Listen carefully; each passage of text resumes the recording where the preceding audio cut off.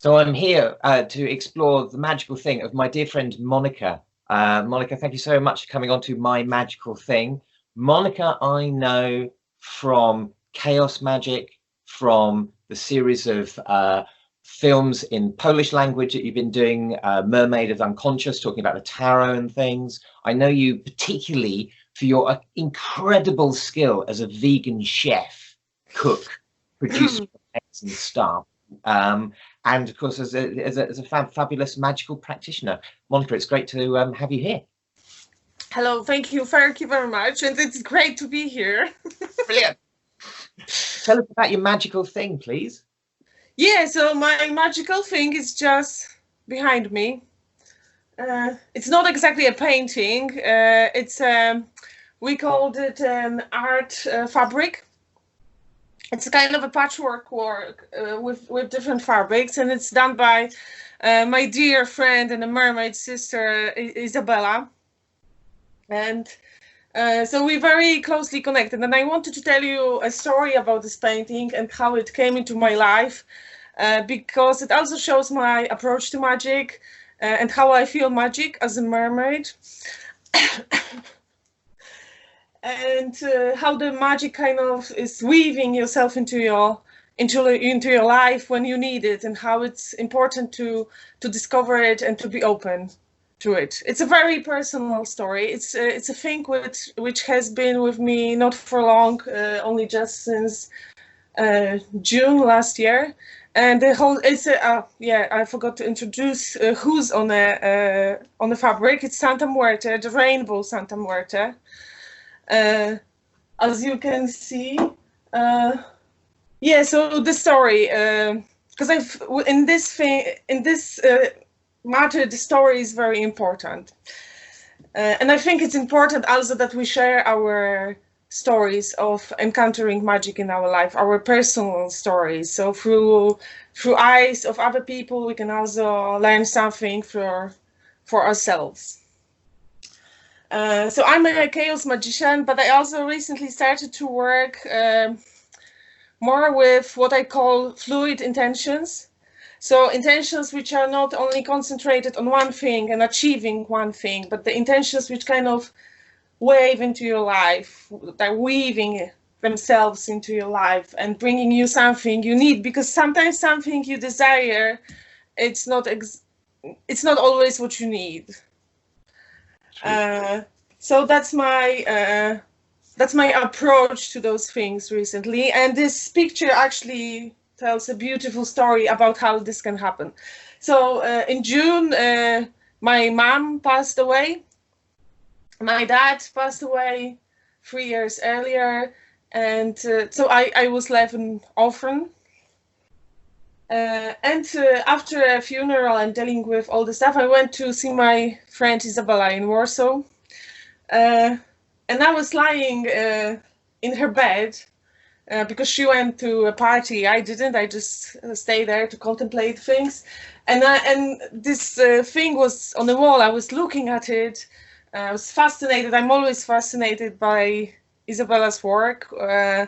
She did some other magical painting, which is also very close to me, which has a completely different story. But we have this magical connection, sisterhood connection. And when I was looking at it, I suddenly noticed, because it has different fabrics, and a piece of my mom's skirt is here. Wow.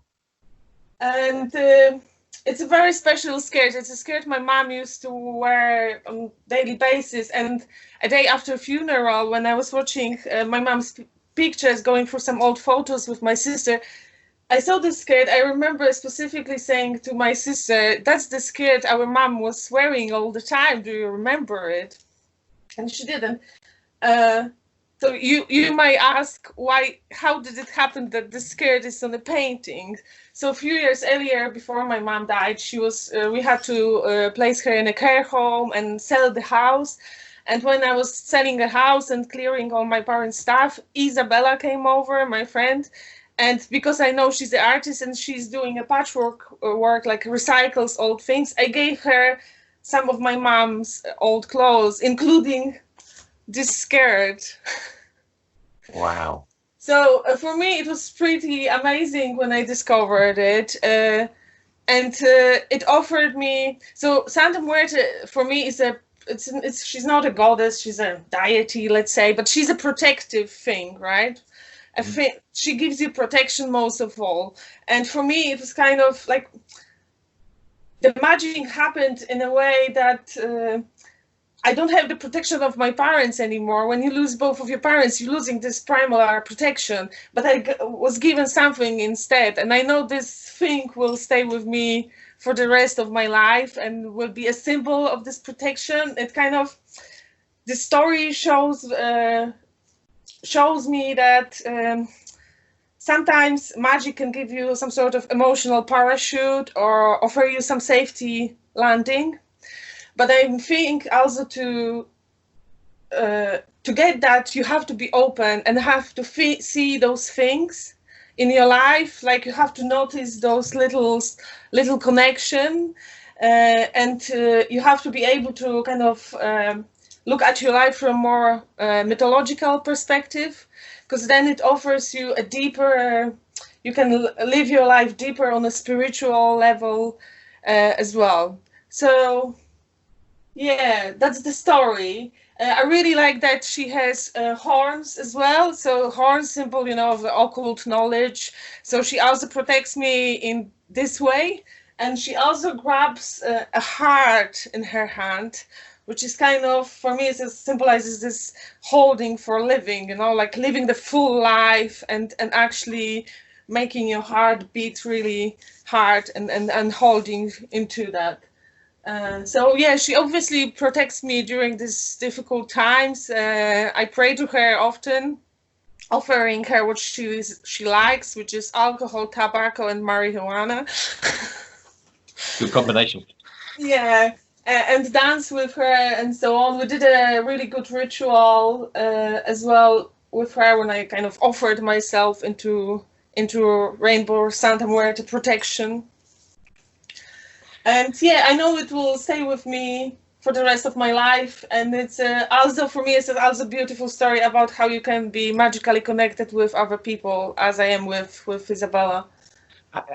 Monika, that's a fantastic story. Thank you so much for sharing your magical thing. And also the point that you made about being sensitive and giving away. Had that skirt not been given away, it could not have returned to you in this transformed, yeah, exactly. beautiful way.